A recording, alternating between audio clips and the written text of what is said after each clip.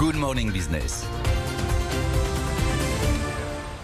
On était un peu abasourdi hier par les chiffres de la Banque de France. Il y a de quoi sur la croissance 2020, moins 10, et puis pas de retour à la normale avant 2022.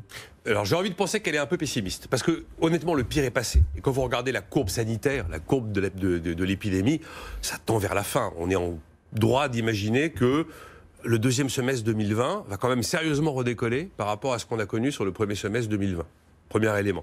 Deuxième élément, la Banque de France, c'est une institution qui est obligée de garder ses distances et d'avoir une vision à peu près équilibrée, médiane de la situation, sauf qu'il y a des plans de relance sectoriels, il y a des plans de relance nationaux, il y a des plans de relance nationaux dans le monde entier, il y a des banques centrales à la manœuvre comme elles n'ont jamais été à la manœuvre, et il y a toutes les raisons de penser que ces plans de relance et les politiques monétaires vont quand même avoir des effets de soutien et même pour faciliter le rebond, qui ne sont pas forcément totalement introduits et inclus dans l'observation de la Banque de France. Et puis...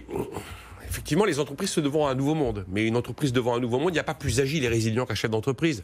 Donc ils vont aller chercher des gains de productivité par tous les moyens. En plus, si l'État leur fait quelques facilités pour investir avec des amortissements accélérés, tout ça devrait aller plus vite que prévu. On sait bien qu'avant la crise, elles avaient des problèmes pour recruter. On nous dit qu'on va être à 11,5% de chômage au pic. C'est-à-dire en 2021, elles avaient des problèmes pour recruter avant la crise sanitaire.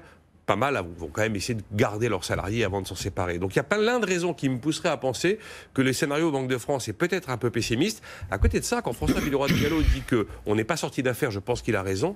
Et quand il dit qu'un vrai retour à la normale totale prendra environ 2 ans, c'est pas non plus complètement aberrant. Quand vous prenez le précédent mai 68 où on met 4 trimestres pour retrouver une vie normale, imaginez qu'il faudra un petit peu plus cette fois-ci, ça a aussi un peu de sens. Admettons que c'est un scénario noir et qu'un scénario plus joyeux est possible. Alors il y a 3 scénarios dans la Banque de France, c'est le scénario médian. Il y a même pire. Oui, j'ai vu ça. Jean-Marc Daniel, la Banque de France qui contredit le scénario de la reprise en V de Jean-Marc Daniel. Oui, alors par rapport à ce que vient de dire Nicolas, d'abord je trouve très sympathique de la part de Nicolas qui croit encore que la politique monétaire puisse relancer la croissance. J'ai pas dit relancer la croissance, j'ai dit soutenir. Voilà, heureusement qu'il y a la politique monétaire qui va... Bon, même la Banque de France n'y croit pas. Même la Banque de France s'aperçoit que tout ça, ce n'est que imposture, improvisation et que ça n'aura aucun résultat. Donc, je pense qu'en revanche, la Banque de France essaie de... Alors, c'est très difficile de faire un raisonnement sur un événement qui est lié à un choc exogène. Encore une fois, c'est pas la dynamique naturelle de l'économie qui a conduit au résultat et à la situation que nous avons connue au premier semestre. Donc à partir de ce moment-là, il faut improviser. Le véritable enjeu dans leur schéma et dans leur scénario, c'est ce qu'ils appellent le taux d'épargne, qui n'est pas un taux d'épargne, puisqu'encore une fois, l'épargne, c'est un acte positif, c'est une façon, effectivement, de préparer l'avenir en investissant, en consacrant une partie des sommes que l'on détient à des activités qui vont déboucher sur l'investissement.